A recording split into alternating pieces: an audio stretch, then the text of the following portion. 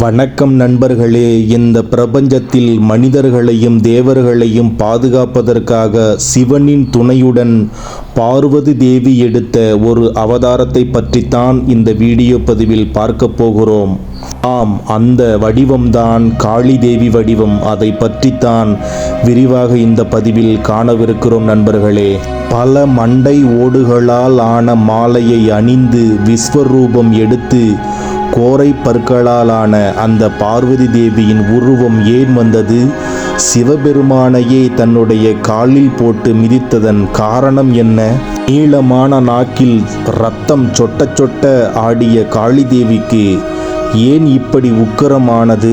தன்னுடைய கையில் அந்த தரிகாசுரனின் மண்டை ஓட்டை ஏன் வைத்திருந்தாள் பார்வதி தேவி?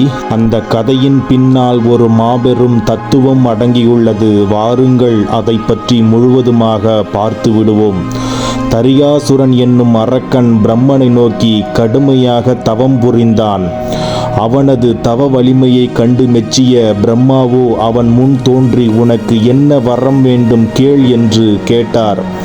அப்பொழுது தரிகாசுரன், எனக்கு இந்த உலகில் சாகாத வரம் வேண்டும் என்று கேட்டான். ஆனால் அதற்கு பிரம்மதேவரோ, உலகில் பிறந்த எவரும் ஒரு நாள் மடிந்தே ஆக வேண்டும். இது இயற்கையின் நியதி. அதனால் உனக்கு சாகா வரம் கொடுக்க முடியாது என்று அந்த வரத்தை கொடுக்க மறுத்துவிட்டார். ஆனால் தரிகாசுரன் மிகவும் யுக்தியான ஒரு முறையில் வேறு ஒரு வரத்தை கேட்டான்.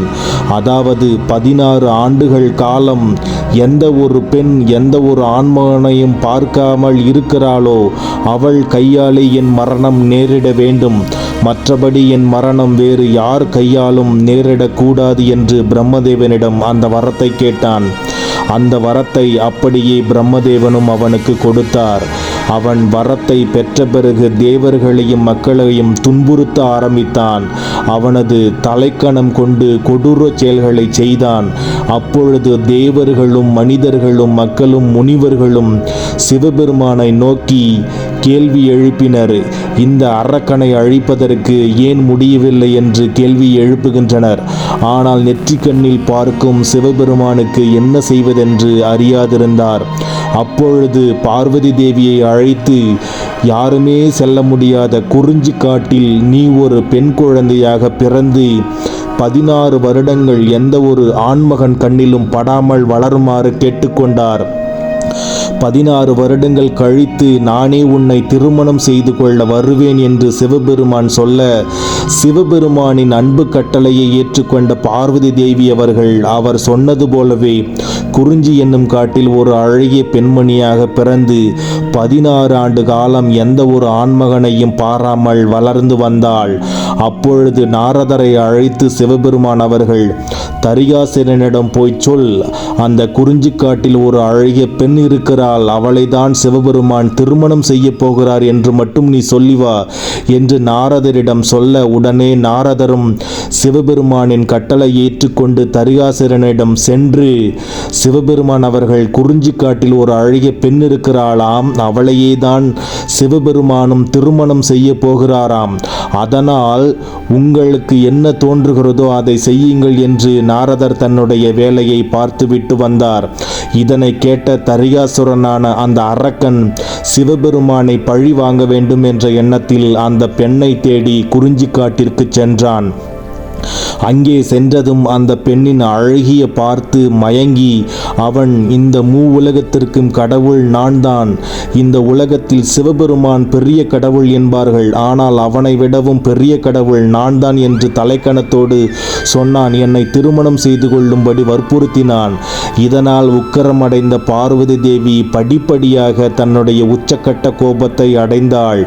இதனால் கட்டாயப்படுத்தி ஒரு கட்டத்தில் கைப்பிடித்து இழுக்கும் நிலை ஏற்பட்டதால் பார்வதி தேவியானவள் தன்னுடைய காளி அவதாரத்தை எடுத்தாள். அப்பொழுது அந்த தரிகாசுரன் என்னும் அரக்கனுக்கு என்ன நடக்கிறது என்று தெரியாமல் திகைத்து நின்று பார்த்து கொண்டிருந்தான். அப்பொழுது பார்வதி தேவி அவர்கள் சொன்னார்கள், 16 ஆண்டுகளுக்கு முன் நீ பிரம்மதேவனிடம் பெற்ற வரத்தை எண்ணிப்பார் என்று சொல்லவும், அப்பொழுதுதான் தரிகாசுரனுக்கு புரிந்தது, தன்னை அழிப்பதற்காகவே 16 ஆண்டு காலம் ஒரு புதிய அவதாரம் எடுத்து பார்வதி தேவி இந்த காட்டில் வளர்ந்து வந்திருக்கிறாள் என்பது அப்பொழுதுதான் அவனுக்கு புரிந்தது. உடனே கோபத்தின் உச்சத்திற்கு சென்ற பார்வதி தேவி தரிகாசுரனை அழிக்க நேரிட்டால் அப்பொழுது தரிகாசுரனின் இரத்தம் இந்த உலகத்தின் பல்வேறு பகுதிகளில் விழுந்தது. அப்பொழுது அவனுடைய ஒவ்வொரு இரத்த துளிகளிலிருந்தும் பல்வேறு விதமான அரக்கர்கள் தோண்ட வருவது போல இரத்தம் சொட்ட அந்த இரத்தத்திலிருந்து அரக்கர்கள் உருமாறிக்கொண்டே வந்து கொண்டிருந்தனர்.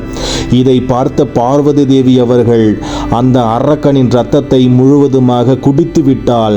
உடனே அந்த தரிகாசுரனின் இரத்தத்தை குடித்ததன் விளைவாக பார்வதி தேவியும் அரக்க குணம் பெற்றாள்.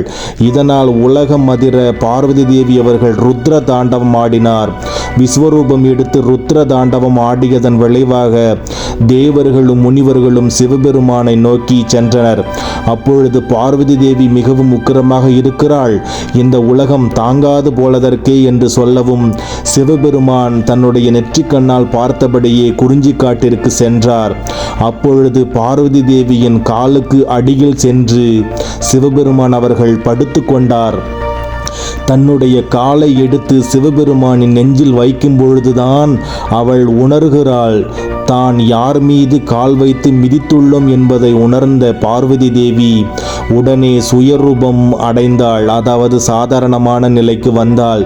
தன்னுடைய உக்கிர ஆட்டத்தை நிறுத்தி மீண்டும் சிவபெருமானுடன் ஒன்று சேர்ந்தார். இதனால்தான் பார்வதி தேவி அவர்கள் உக்கிர நிலைக்கு சென்றார் என்று சொன்னால் அது மிகையாகாது.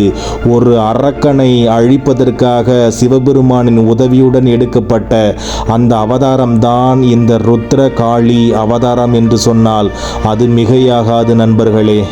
இப்படித்தான் இந்த பிரபஞ்சத்தில் மனிதர்களையும் தேவர்களையும் காப்பதற்காக சிவபெருமானின் துணையுடன் பார்வதி தேவி இந்த காளி அவதாரம் எடுத்தாள். இந்த வீடியோ பதிவு உங்களுக்கு பிடித்திருக்கும் என்று நான் நம்புகிறேன் நண்பர்களே. இந்த வீடியோ பதிவு உங்களுக்கு பிடித்திருக்கும் பட்சத்தில் உங்களது நண்பர்களுக்கு நீங்கள் ஷேர் செய்யுங்கள், லைக் செய்யுங்கள், கமெண்ட் செய்யுங்கள். புதிய நண்பர்கள் சப்ஸ்கிரைப் செய்யுங்கள். நன்றி, வணக்கம்.